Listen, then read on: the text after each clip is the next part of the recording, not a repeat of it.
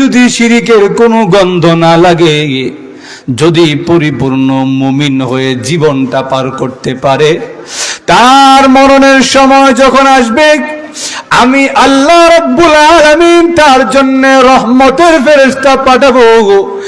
এই রহমতের ফেরেশতা সেটাকে ডাক দিয়া বলবে, ও আল্লাহর বান্দা, সারা জীবন যেই প্রভুর ইবাদত করেছো, জীবন ভর যেই প্রভুর ইবাদত করে গেছো, আজকে ওই প্রভুর পক্ষ থেকে তোমার জন্য সালাম নিয়ে এসেছি। ফেরেশতা সালাম দিবে এসে। সরঞ্জামের মধ্যে চতুর্দিক থেকে গুনাহ নামক কাঁটা তোমাকে আঁকড়ে ধরে রেখেছে, বেষ্টন করে রেখেছে। এই গুনাহ নামক কাঁটা যুক্ত গাছের বাগানের ভিতর দিয়া তোমাকে এমন ভাবে চলতে হবে যেন তোমার জিন্দেগির আমল নামায় গুনাহ নামক কাঁটা না লাগে। এর নাম হলো তাকওয়া। আমাকে এমন ভাবে চলতে হবে যেন আমার কাজে আমার আল্লাহ অখুশি নারাজ না হয়ে যান। জোরে বলেন ঠিক কিনা? আমরা তো আজকে এমন ভাবে চলতে পারি না। আমাদের জীবনে যদি তাকায় দেখেন, আমরা আল্লাহর এত নিয়ামত ভোগ করি, আল্লাহর জমিনে থাকি, আল্লাহর রিজিক খাই, কিন্তু নাফরমানি করি আল্লাহ। জোরে বলেন ঠিক কিনা? আল্লাহ নিজেই বলছে, কাইফা তাকফুরুনা বিল্লাহি ওয়া কুনতুম আমওয়াতা। আল্লাহ রাব্বুল আলামিন বলেন, তোমরা আল্লাহর সঙ্গে কেমনে নাফরমানি করো, আল্লাহর বিরুদ্ধে তোমরা কেমনে যাও, আল্লাহর অকৃতজ্ঞ তোমরা কিভাবে হও, অথচ এই পৃথিবীতে তোমাদের কোনো অস্তিত্ব ছিল না, তোমাদের নাম বলার মতো কোনো বস্তু তোমরা ছিলে না, তোমাদের জিকির আলোচনা করার মতো কোনো বস্তু তোমরা ছিলে না, অথচ আমি আল্লাহ তোমাদেরকে জীবন দান করে তোমাদেরকে মানুষ বানাইছি। এত বড় নিয়ামত তোমাদেরকে দিলাম, আমি আল্লাহর জমিনে থাকো, আমি আল্লাহর রিজিক খাও, আর নাফরমানি আমি আল্লাহর করো, এটা কেমনে সম্ভব? আল্লাহ আমরা প্রশ্ন করতেছে, এর কোনো উত্তর আসেনি। আরো জোরে, আল্লাহ যদি আমরা জিগায় কিয়ামতের দিন, কিরে বান্দা, তোরে এত নিয়ামত দিলাম, তোরে মানুষ বানাইলাম, শুধু মানুষ নয়, মানুষের মধ্যে তোকে ইমানদার মুমিন বানাইলাম, এত নিয়ামত পাওয়ার পরেও তুই আমার কথা মতো চললি না, আমার রসুলের তরিকা মতো চললি না, এই প্রশ্নের কোনো উত্তর আসেনি। আরো জোরে। এই জন্য আমাদেরকে যদি এমন ভাবে আমরা আমাদের জীবনটা সাজাইতে পারি যে আমাদের এই জীবনে গুনাহ নামক কলঙ্ক আমাদের আমলে লাগে না, গুনাহ নামক কাঁটা আমাদের আমলে জিন্দেগিতে লাগে না, আল্লাহ ওয়াদা দিয়েছে, আমি আল্লাহ তোকে আমার বন্ধু হিসাবে মেনে নিলাম। আর আল্লাহর বন্ধু হইলে ফায়দা কি? আল্লাহ পরের আয়াতে বলেন, লাহুমুল বুশরা ফিল হায়াতিদ দুনিয়া ওয়া ফিল আখিরাহ। আল্লাহ রাব্বুল আলামিন বলেন, যারা আমার বন্ধু হয়ে যাবে, এই দুইটা গুণে যারা গুণান্বিত হয়ে যাবে, তাদের সুসংবাদ, তাদের পুরস্কার হলো দুনিয়া এবং আখিরাতে উভয় জায়গাতে আমি আল্লাহ নিজে তাদেরকে সুসংবাদ দিব। দুনিয়াবি জিন্দেগিতে কি সুসংবাদ? আল্লাহ রাব্বুল আলামিন বলেন, দুনিয়াবি জিন্দেগিতে যদি কেউ তার ঈমানটা ধরে রাখতে পারে, যদি সালামু কওলাম মির রাব্বির রহিম, তোমার দয়াময় রবের পক্ষ থেকে তোমার জন্য সালাম নিয়ে এসেছে। শুধু সালাম নয়, একটা মুমিন বান্দা যখন মরে যাবে, তার মরণের সময় যখন আসবে, রহমতে ফেরেশতারা তার রূহ কবজ করার জন্য যখন আজরাইল আলাইহিস সালামের সঙ্গে আসবে, আজরাইল আলাইহিস সালাম যখন তার রূহ কবজ করবে, রহমতে ফেরেশতারা তার সামনে জান্নাতের চিত্র তুলে ধরবে।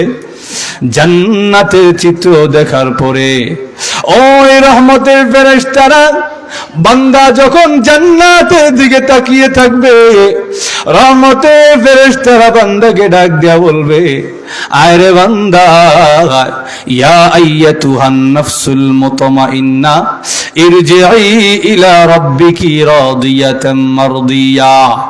রহমতের ফেরেশতারা ওই বান্দাকে ডাক দিয়া বলবে, হ্যাঁ প্রশান্ত আত্মা, ইরজিই ইলা রাব্বিকি, ফিরে আসো তোমার রবের দিকে, যেই রবের জন্য দুনিয়ার জীবনে তোমার আমলনামার মধ্যে কোনো গুনাহ লাগাও না, যেই রবের সন্তুষ্টি লাভের উদ্দেশ্যে দুনিয়ার জীবনে তোমার ঈমানটাকে ঠিক রেখেছো, আজকে ওই রবের দিকে ফিরে আসো। রাদিয়াতাম মারদিয়া, ওই রবের দিকে ফিরে আসো। কোন অবস্থায়?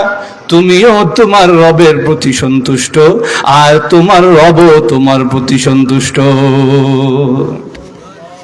তুমি নিজেও তোমার রবের প্রতি সন্তুষ্ট, আর তোমার রব তোমার প্রতি সন্তুষ্ট। মুফাসসিরিনে কেরাম বলেন, নিজে রবের প্রতি সন্তুষ্ট কিভাবে? মরণের সময় যখন তার সামনে জান্নাতের চিত্র তুলে ধরা হবে, তার বিশ্বাস হয়ে যাবে যেই জান্নাতের জন্য, যেই আল্লাহ রাব্বুল আলামিনের তৈরিকৃত জান্নাতে যাওয়ার জন্য দুনিয়াবি জিন্দেগিতে ঈমান এনেছিলাম, দুনিয়াবি জিন্দেগিতে আমল করেছিলাম, নেক আমল আর ঈমান নিয়ে দুনিয়াবি জিন্দেগিটা পার করেছিলাম। আজকে আমার রব আমার সামনে সেই জান্নাত তুলে ধরেছে। আমার রব মিথ্যা কথা বলে নাই, আমার রব তার ওয়াদা পূরণ করেছে। এই জন্য রবের প্রতি সে সন্তুষ্ট। আর রব তার প্রতি সন্তুষ্ট কেন? বান্দারে, জীবন ভর আমি আল্লাহরে দেখোস নাই। আমরা আল্লাহরে দেখছি সচক্ষে, আরো জোরে, কিন্তু এরপরও আমার ইবাদত করছস।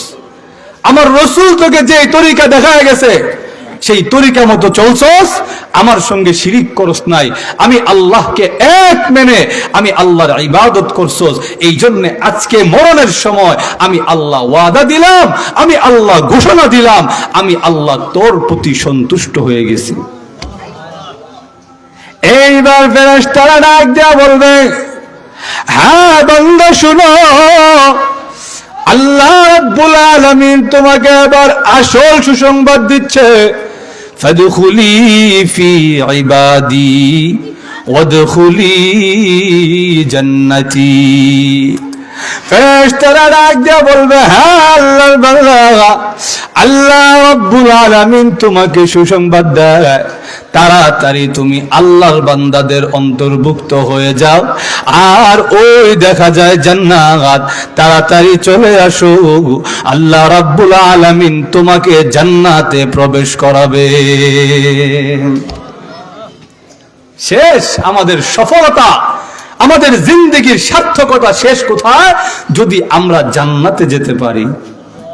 জোরে বলেন ঠিক কিনা? যেই জীবন পার করার পরে পরকালীন জিন্দেগিতে জাহান্নামে যেতে হয়, ওই জিন্দেগির কোনো দাম আর কোনো মূল্য নাই। জোরে বলেন ঠিক কিনা? এটা আমার কথা না, আল্লাহ নিজে বলছে। আল্লাহ বলেন, ফামান যুহজিহা আনিন নার ওয়া উদখিলাল জান্নাতা ফাকাদ ফাজ। আল্লাহ রাব্বুল আলামিন বলেন, যে জাহান্নামের শাস্তি থেকে মুক্তি পেয়ে গেল আর জান্নাতের সার্টিফিকেট পেয়ে গেছে, তার জীবনটা আমি আল্লাহর কাছে সার্থক হয়ে গেছে। তাহলে আমার জিন্দেগি যদি সফল হইতে হয়, আমাকে জাহান্নাম থেকে মুক্তি লাভ করে আমাকে জান্নাতে যেতে হবে। জোরে বলেন ঠিক কিনা? যদি এই সফলতা অর্জন করতে হয়, শর্ত দুইটা। এক নাম্বার মনে আসেনি আপনাদের? শর্ত কয়টা? দুইটা। এক নাম্বার হলো ইমানদার, পরিপূর্ণ ইমানদার মুমিন হতে হবে। দুই নাম্বার হলো আমাকে তাকওয়া অবলম্বন করতে হবে, আল্লাহরে ডরাইতে হবে। এই দুইটা বৈশিষ্ট্য যদি আমার মধ্যে ধারণ করতে পারি, আমার আল্লাহ ওয়াদা দিয়েছে তোমাকে আমার বন্ধু রূপে গ্রহণ করে নিব, আর কিয়ামতের দিন তোমাকে আমি আল্লাহ জান্নাত দান করে দিব।